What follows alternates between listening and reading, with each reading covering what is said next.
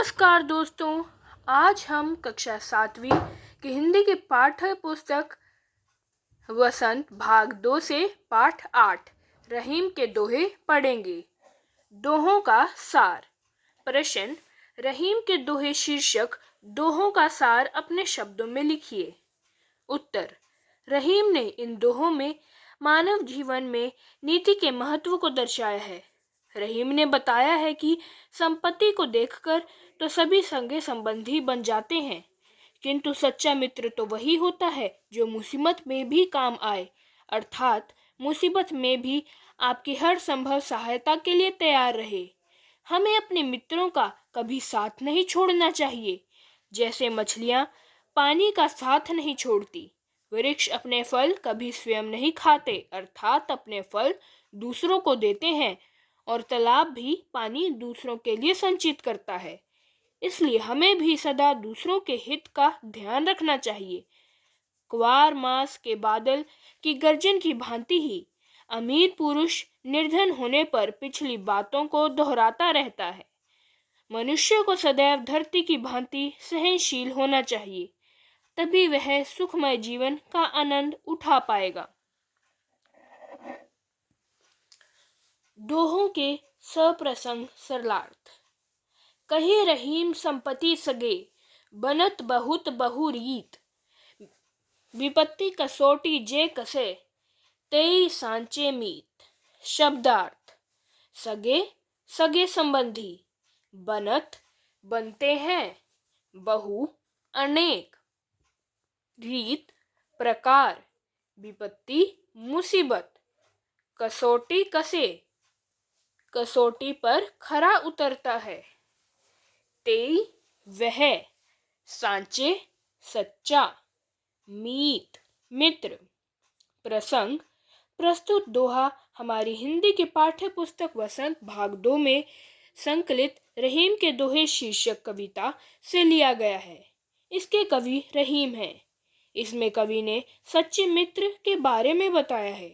सरलार्थ: कवि ने बताया है कि संपत्ति पास रहने पर अनेक प्रकार से लोग सगे संबंधी बन जाते हैं, अर्थात धन आ जाने पर दूर के रिश्तेदार भी समीप के सगे संबंधी बन जाते हैं, किंतु विपत्ति की कसौटी पर जो खरा उतरता है वही सच्चा मित्र कहलाता है। कहने का भाव यह है कि मुसीबत के समय साथ देने वाला ही सच्चा मित्र होता है। विशेष मुसीबत में काम आने वाला ही सच्चा मित्र होता है। भाषा सरल एवं प्रवाहमयी है। प्रश्न उत्तर। प्रश्न क, कवि एवं कविता का नाम लिखिए। ख, कब दूर के लोग भी सगे संबंधी बन जाते हैं। ग, सच्चे मित्र की क्या पहचान बताई गई है। उत्तर: क, कवि रहीम, कविता रहीम के दोहे। ख, संपत्ति पास रहने या आ जाने पर दूर के लोग भी सगे संबंधी बन जाते हैं। ग, सच्चा मित्र वह होता है जो विपत्ति में भी साथ देता है। दूसरा दोहा। जाल परे जल जात बहे, तजी मीनन को मोहो। रहमन मछरी नीर को, तऊ न छांडित छो। शब्दार्थ: जाल मछली पकड़ने में काम आने वाला जाल, बही बहना, तजी छोड़कर, मीनन मछली, छो प्रेम या स्नेह। प्रसंग: प्रस्तुत दोहा हिंदी की पाठ्य पुस्तक वसंत भाग 2 में संकलित रहीम के दोहे शीर्षक कविता से लिया गया है। इसके रचयिता रहीम हैं। इसमें कवि ने मछली के जल के प्रति गहरे प्रेम के बारे में बताया है। सरलार्थ: कवि ने बताया है कि जब मछलियों को पकड़ने के लिए जल में जाल फेंका जाता है, तब जल जाल से बाहर निकल जाता है। वह मछलियों के प्रति प्रेम को त्याग देता है और उनसे अलग हो जाता है, किंतु मछलियां जल के प्रति अपने मोह को नहीं छोड़ती। वे जल से अलग होते ही अपनी जान दे देती हैं। विशेष मछलियों का जल के प्रति प्रेम को प्रकट किया गया है। भाषा सरल एवं सहज है। अर्थ ग्रहण संबंधी प्रश्न उत्तर। प्रश्न क, कवि एवं कविता का नाम लिखिए। ख, जाल पड़ने पर मछलियों का मोह कौन त्याग देता है। ग, जल के प्रति मछलियों का प्रेम कैसा है। उत्तर, कवि रहीम। कविता रहीम के दोहे।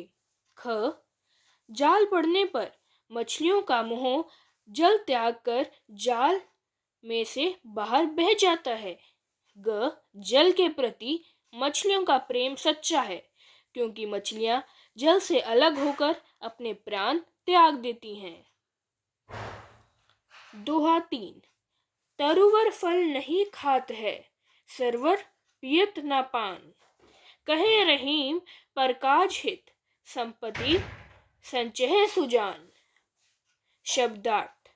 तरुवर पेड़, खात खाते हैं, सरवर तालाब, पियत पीना, पान पानी, परकाज दूसरों के कार्य, हित के लिए, संचय एकत्रित करना, संपत्ति धन, सुजान सियाने पुरुष।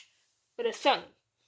प्रस्तुत दोहा हिंदी की पाठ्य पुस्तक वसंत भाग 2 में संकलित रहीम के दोहे नामक कविता से लिया गया है। इसके कवि रहीम है। इसमें कवि ने मनुष्य को दूसरों के प्रति भले काम करने की प्रेरणा दी है। सरलार्थ। रहीम जी कहते हैं कि जिस प्रकार वृक्ष अपने फलों को स्वयं नहीं खाते, अर्थात उनके फलों को दूसरे ही खाते हैं, और तालाब भी अपने पानी को स्वयं नहीं पीता, उसका पानी भी दूसरों के लिए ही होता है, उसी प्रकार भले व्यक्ति भी अपने लिए धन एकत्रित नहीं करते, वे दूसरों के हित के लिए ही धन जोड़ते हैं। विशेष कवि ने त्याग भावना रखने का संदेश दिया है। भाषा सरल एवं प्रवाहमयी है। अर्थ ग्रहण संबंधी प्रश्नोत्तर। प्रश्न क, कवि एवं कविता का नाम लिखिए। ख, वृक्ष और सरोवर दूसरों का परोपकार कैसे करते हैं। ग, कवि ने सुजान किसे कहा है। उत्तर, क, कवि रहीम। कविता रहीम के दोहे।